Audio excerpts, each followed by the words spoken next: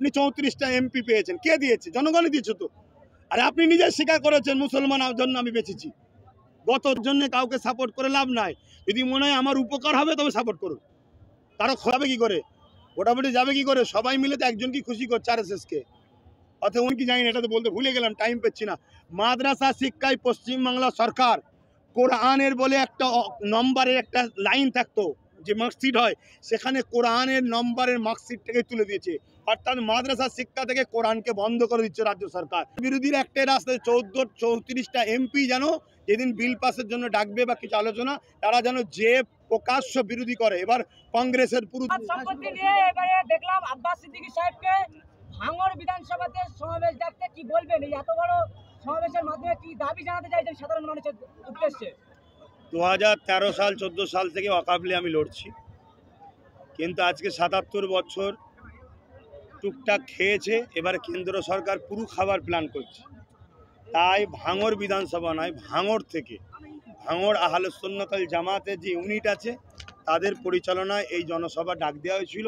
সেখান থেকে একটাই মেসেজ দেবো, সংবিধান বিরোধী যে কাজ করবে, সে দেশের প্রাইম মিনিস্টার হোক, আর দেশের বড় পীর সাহেব হোক, আর মুফতি সাহেব হোক, ধর্মগুরু হোক, যেই হোক, এমনকি আব্বাস সিদ্দিকী হলো, সংবিধানের ওপরে কেউ নয়।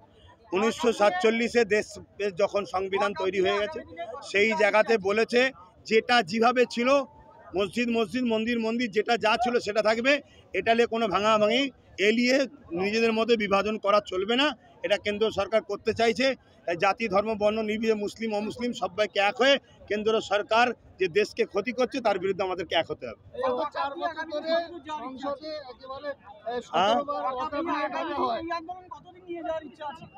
চলবে, অন্যায় যতদিন না খতম হবে ততদিন ন্যায়ের আলো সত্যের লড়াই চলবে।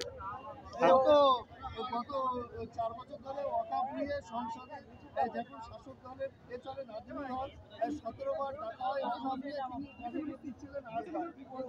এটাই তো দুর্ভাগ্য। আমি তো বললাম গত 77 বছর করে খেয়েছে। আজকে রাজ্য কেন্দ্র সরকার এই রাস্তায় হেঁটে পুরোটা লিকেলি একদম সব ঝেড়ে শেষ করে দিতে চাইছে। এটা তো আমাদেরও দোষ আছে।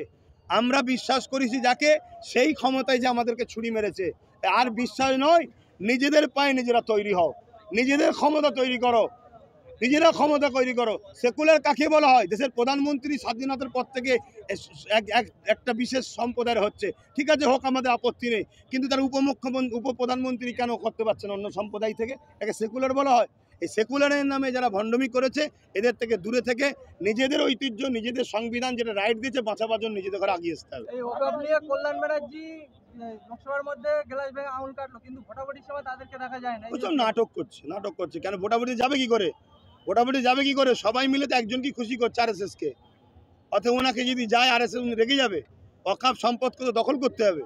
এটা একটা নাটক দেখাচ্ছে, তো মুসলিম ভোটও দরকার, আবার যাতে না রেগে যায় সেটাও দরকার। দুটোই চেষ্টা করছে। এনআরসির সময় নওশাদ সিদ্দিকী সুপ্রিম কোর্টে গিয়েছিল কেস করার জন্য, এবার কি আপনাদের তরফ থেকে কোনো? অলরেডি ওয়াকফ আলোচনা হয়েছে আমাদের, সুপ্রিম কোর্ট থেকে শুরু করে। বাংলাদেশে উত্তপ্ত হলে আমি একটাই কথা বলবো, এই যেন একটা ভাই সাজানো নাটক চলছে। তারপরেও বলবো, যদি কোনো সমাজের ওপরে, কোনো নির্দোষ ওপরে, বাংলাদেশ কেন, পৃথিবীর যে কোনো জায়গায় জুলুম হয়, জুলুমের পক্ষে কখনো আমরা দাঁড়াবো না। জুলুম। কিন্তু ইউক্রেন আর রাশিয়ার যুদ্ধে আমাদের সাহেব ফোন করা তো নাকি বন্ধ হয়ে গেছে। তো বাংলাদেশ একটা ছোট্ট দেশ, এরভাবে জুলুম হচ্ছে বলছেন, তাহলে সেটাকে রুখতে পারছেন, বন্ধ করছেন না কেন? এ যেন একটা নাটক চলছে, ওইটাকে দেখেই একটা অন্য রাজনীতির গেম। কেন বারবার পাকিস্তান বলতো, পাকিস্তান তো বলতে পারছে না, এবারে বাংলাদেশ বলে ভোটটা নেবে। ভারতবর্ষের মধ্যে মুসলমানরা চরম সংকটের মধ্যে আছে। আজকে পশ্চিমবাংলার মুখ্যমন্ত্রী পারছে মুসলমানদেরকে সুরক্ষা দিতে? যদি পারতো তাহলে পশ্চিমবাংলা ওয়াকফ সম্পদগুলো ধ্বংস হচ্ছে কেন? আমি তো বললাম, টিপু সুলতানের সন্তানদের কবরস্থান আছে কালীঘাটের পাশে, সেখানে কবরের ওপরে দোকান তৈরি হচ্ছে। এরকম হাজারো কলকাতা ওয়াকফ সম্পত্তি নষ্ট হচ্ছে। দেখুন, আমাদের সবাই লুটবে কেন? দোষ আমাদের। আমরা সবাইকে অগাধ বিশ্বাস করি, সব ছেড়ে দিই। আরে কিছু রাখ, সব ছেড়ে দিয়ে আমাদের বড় অপরাধ হয়েছে। ভাইজান, ওয়াকফ নিয়ে রীতিমধ্যে বিভিন্ন সম্প্রদায়ের মানুষ আন্দোলন করছে, আমাদের রাজ্য সরকার এখনো বিরোধিতা করছে না। রাজ্য সরকার বিরোধী করে কি করবে? বিরোধী করলে জানতে পারে ড্রামা করছে। রাজ্য সরকার তো চাইছে আমরা সবাই মিলে বলে আপনি বিরোধী করুন। ওনার বিরোধীর একটাই রাস্তায় 34টা এমপি যেন যেদিন বিল পাসের জন্য ডাকবে বা কিছু আলোচনা, তারা যেন যে প্রকাশ্য বিরোধী করে। এবার কংগ্রেসের পুরো দেশে যেখানে আছে, আরও যার যে দল আছে বামেদের যেখানে আছে সবার বিরোধী করা দরকার। অকুমার হওয়া বা রাস্তায় নেবে আন্দোলন করা এটা করতে পারবে, কেন ওনারাও তো কম বেশি অকাপের সম্পদকে ঝেড়ে রেখেছে। তার তথ্য আমার কাছে রয়েছে, কাগজপত্র সব, কিন্তু সময়ের অপেক্ষায় তথ্য ধরে বলতে পারলাম না। ভারতবর্ষ একটা গণতান্ত্রিক স্টেট, এই স্টেটের ক্যাবিনেট মিনিস্টারে একটাও মুসলিম মিনিস্টার নেই, এর জন্য আপনি কি বলবেন? এর জন্য আমি নিজের কপাল বলবো, আমার কম বিজেপি রুকার জন্য ইনাকে সাপোর্ট করে, অন্য জায়গায় বিজেপি রুকার জন্য আরও কাউকে সাপোর্ট করে। আরে কাউকে রুকার জন্য কাউকে সাপোর্ট করে লাভ নাই, যদি মনে হয় আমার উপকার হবে তবে সাপোর্ট করুন, কারো ক্ষতি হবে তার থেকে দূরে সরে যান, এই তো কথা। আচ্ছা সেকুলার যদি বলেন তাহলে মুসলিমের ভোট নিতে ভালো লাগে, কেন আমরা সবাই মিলে একসাথে হয়ে, যত দল আছে সবাই মিলে একসাথে হয়ে পার্টিসিপেট করতে পারি না বিজেপির বিরুদ্ধে? চলো তুমি 10টা লাও, তুমি 5টা লাও, তুমি এটা লাও, সবাই মিলে সরকার করবো বিজেপির বিরুদ্ধে। কই করবে? তার বেলায় করবে না, শুধু আমাদের ভোট নেবে। বলো তাতেই বল।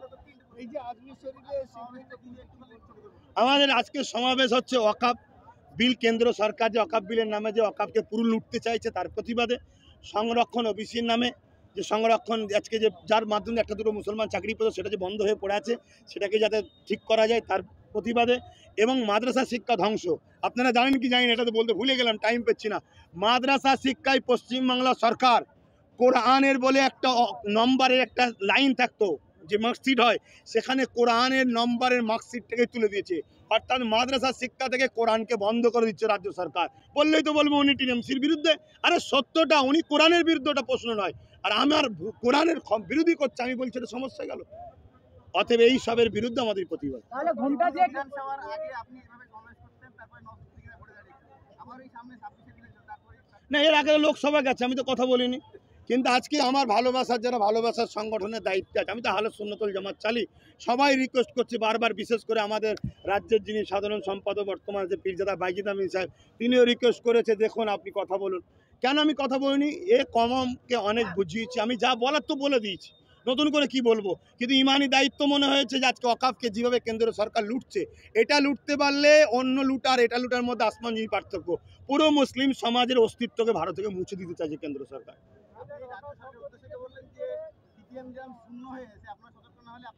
হ্যাঁ অবশ্যই, অবশ্যই তো, যদি কেউ অন্যায় করে, জুলুম করে, 1 বছর 5 বছর 10 বছর 20 বছর থাকবে, কতদিন রাখবেন? একদিন যখন এই জলমুখী ফাটবে তখন যেমন শূন্য হয়েছে আপনাকেও শূন্য হতে দেবে। আপনি 34টা এমপি পেয়েছেন, কে দিয়েছে? জনগণই দিয়েছে তো।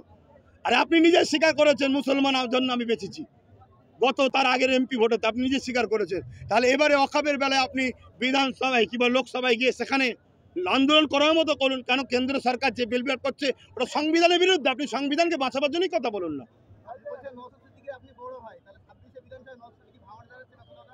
সেটা দল বলতে পারবে, দলের মিটিং আলোচনা ও বিষয়ে আমি আলোচনা করছেন। বলুন আর কে কি বলছেন।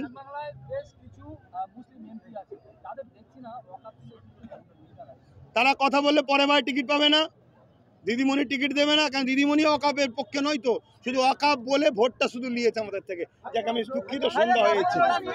2021-এ আপনি আইএসএফ পার্টি সংগঠন করে আইএসএফ পার্টি প্রতিষ্ঠা করেছিলেন, 26-এ কি আপনাকে দেখা যাবে? আমি দোয়া করছি আল্লাহ।